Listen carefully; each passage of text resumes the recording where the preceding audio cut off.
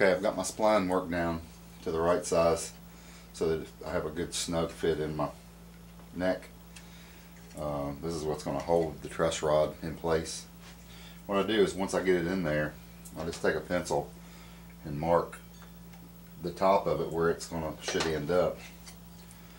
Then I take my truss rod and I just kind of make a spacer out of the truss rod to draw a place on that piece of wood that will allow that truss rod to sit down inside the neck.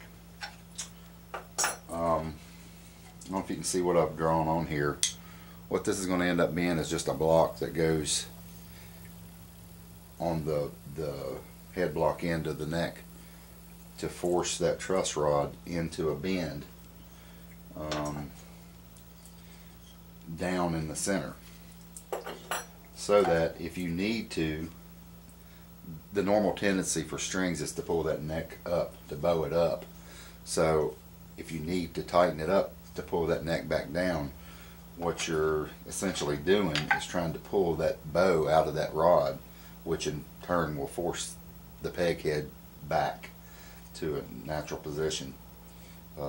Just one side note, you never want to try to adjust that truss rod to pull the neck down.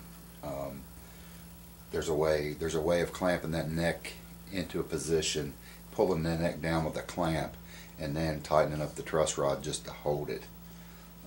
So don't try to tighten that truss rod up to pull the neck, because it won't work. All you're going to do is strip your threads out on your truss rod or your nut. I'm going to go ahead and cut this out, glue that in place, and get the rest of the spline ready to mash that truss rod down into place and glue it in.